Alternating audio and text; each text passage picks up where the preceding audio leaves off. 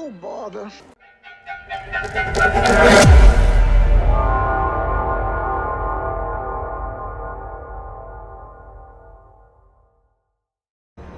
Hello my friends, and welcome back to part 3 of Decisive Battles. I'm Yin Yang, and when we last left off, Boris Toddbringer had narrowly escaped death in the depths of the Dreckwald, while Karl Franz marched his army north. Now, we turn our attention to the city of Middenheim, where the ruthless machinations of Khazrak the One-Eyed reached their climax. If you're interested in a deeper dive into the story behind this battle, be sure to check out the description below, and let me know where you'd like to see the story go in the future. But for now, Middenland stands on the brink of destruction. Let's get into it.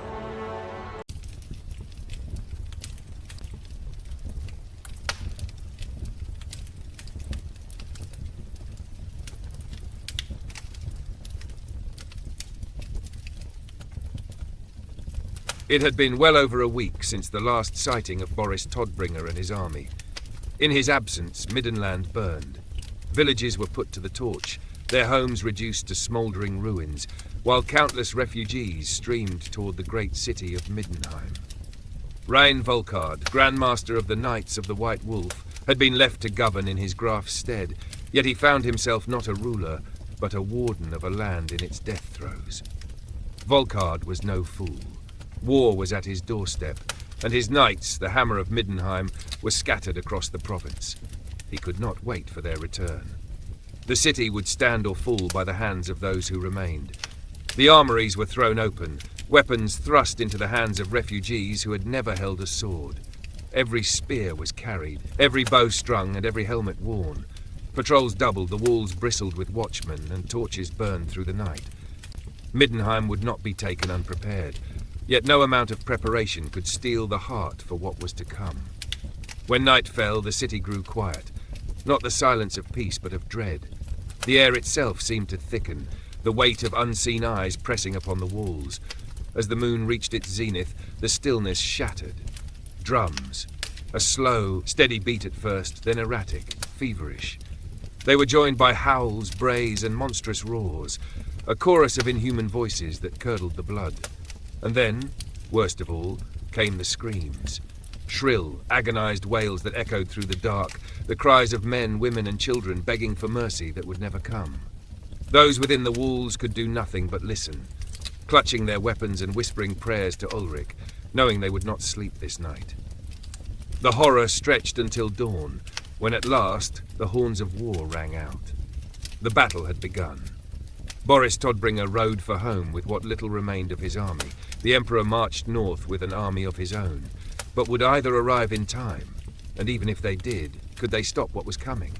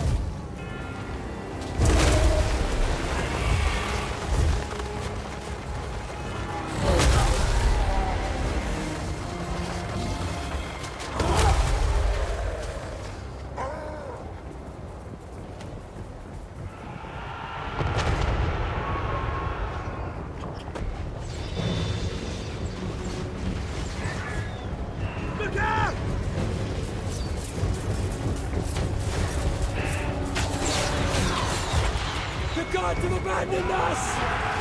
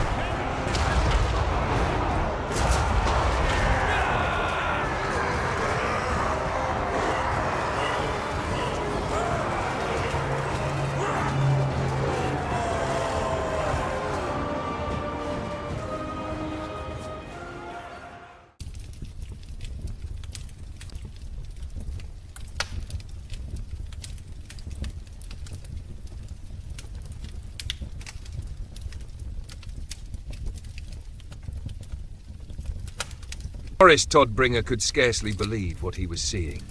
From his one good eye he had expected to find refuge, yet all he found was ruin. Middenheim, his city, the heart of Middenland, was burning. Beastmen poured through broken gates like a tide of nightmare, their guttural howls and braying laughter filling the streets. The city was lost. His forces had been forced to abandon the main roads, navigating a perilous, lesser-known path along the cliffs. When at last he entered the city, the horrors only worsened. The defenders, the last remnants of Middenheim's garrison, were all but overwhelmed. The streets ran red with blood, corpses lay strewn amidst the wreckage, and the banners of Middenland hung in tatters. Yet there was no time to mourn. With sword in hand, Toddbringer led his men into the fray, determined to die fighting if he must.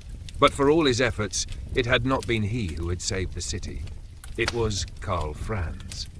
The Emperor had arrived through the south gate, leading an armoured wedge of rakesguard and greatswords. With ruthless efficiency, his warriors cleaved through the Beastmen, their charge striking the horde's rear like a hammer blow. At first, the creatures fought back with savage fury, but then panic rippled through their ranks. The tide had turned. Middenheim had held. Amidst the retreating warherd, Khazrak the One-Eye turned his gaze toward Toddbringer. The two locked eyes, and in that moment, no words were needed. The message was clear. This was not the end. With a final knowing glare, the Beast Lord vanished into the depths of the Drakwold, his horde scattering into the night.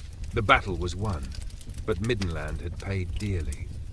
Half the province lay in ruin, its villages torched, its people scattered. The once proud Middenland army had been devastated, and worse still, Toddbringer knew that his enemies were adding up. And yet, when the Emperor extended his hand in alliance, he would not turn it away again. With the city secured, Karl Franz, flanked by Ludwig Schwarzhelm, rode into the heart of Middenheim to meet with Toddbringer and Rein Volkhard. The Graf, ever the proud duke, could not allow himself to be humbled before his people. He did not kneel, nor did he grovel. Instead, he welcomed the Emperor as an ally, offering his gratitude and inviting him to give thanks within the grand temple of Ar-Ulric. Inside the sacred hall, both men stood before the eternal flame. The fire burned just as it always had, defiant and unyielding, just as Middenheim had stood against ruin.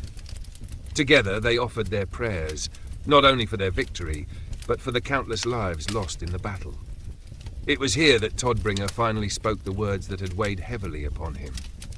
"It is perhaps time," he murmured, "for me to step aside as Elector Count of Middenland." Karl Franz turned, visibly stunned. "Why would you say such a thing? Without your leadership, this city would have fallen before we arrived." Toddbringer exhaled sharply, his voice filled with bitter resolve. "Middenland would not have been in this position at all, had I not fallen victim to deception." The Emperor's expression darkened. Deception? And so, standing before the shrine of Ulric, Boris Toddbringer told him everything. When he had finished, Karl Franz was silent for a long moment. Then, at last, he spoke. "It seems," he murmured, "that we have both fallen victim to the machinations of deception." Toddbringer furrowed his brow, puzzled by the Emperor's words. He had never called for the Emperor's aid. Then realization struck him like a thunderclap. "Did this have something to do with why you came here?" he inquired. Karl Franz nodded. "Yes, you had been implicated in a plot to overthrow me, but it is clear to me now that this was yet another trick, one meant to set us against one another." In spite of all the horrors they had endured, both men now saw the greater game at play. Deception, betrayal, manipulation, some unseen hand had sought to turn them against one another. And yet, against all odds, they had emerged stronger for it. A new understanding passed between them. In the days that followed, the Emperor's forces remained in Middenheim, aiding in its rebuilding and fortifications. The city still stood, but Middenland was wounded, and its enemies were still at large. Then, as Karl Franz made ready to depart for Reichland, a scout arrived bearing grim tidings. The Elector Count of Nordland had raised an army. His ranks swelled with mercenaries from across the Empire, sellswords, free companies, and adventurers lured by coin. Yet they were not setting sail for Norska. They were not marching to the aid of Middenland. They were heading east, into Ostland. A civil war was about to begin.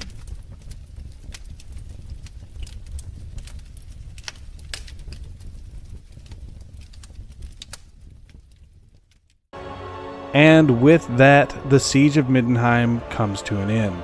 Against all odds, the city still stands, but at a terrible cost. Half of Middenland lies in ruin. Boris Toddbringer has been forced to confront his own failures, and a new conflict looms on the horizon. This war is far from over. The Beastmen have been driven from Middenheim, but Khazrak One-Eye still lurks in the shadows, waiting for his next opportunity to strike. Meanwhile, further north, the Empire teeters on the edge of yet another crisis. As the dust settles in Middenheim, the banners of war are raised once more, not by invaders, but by men of the Empire itself.